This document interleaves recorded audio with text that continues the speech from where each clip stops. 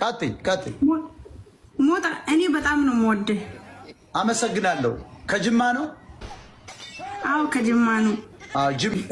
እኔ ማለት ነው አብዛኛው ጊዜ አብዛኛው ወንዶች እንትን ቂጥ የላሽም እና እንትን የላሽም አናገበሽም ምናምን ላሉ ለምንድን ነው? እኔ አሁን አንተ እንዴት አያኸኝ ማለት ያኔ ምን ነገር የላሽም ይሉኛሉ እንዴ?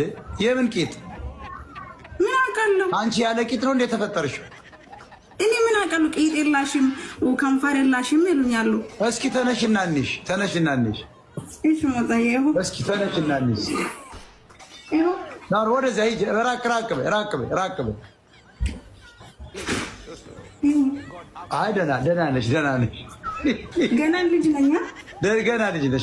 ነኝ ጎንበስ በይ ሂጂና አጎንብሽ ሰዎች ይውጡ ጎንበስ ብለሽ ያሳያቸው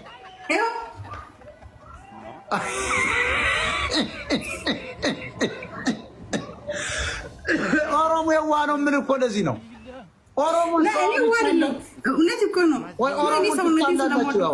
ጤነኛ ናችሁ ግን ኦሮሞን እንዴት ትጣለዋለህ? በቃ የዋህ ህዝብ እኮ ነው። እግዚአብሔር ምስክሬ ኦሮሞ እኮ ጥሩ ሰው የዋህ እኮ ነው። በቃ ጥሩ ሰው ትግሬ እኮ ነው የሚነዳቸው። አየህ በቃ ምንም እኮ የሚያውቁት ነገር የለም። ይቻውን ምርጥ የኦሮሞ ልጅ ናት። የጅማ ያው ደግሞ እኮ አቤት እኔ ማለት ነው ባለፈው አሜሪካ መሄድ አሰብኩና የሆነ ልጅ መጣ።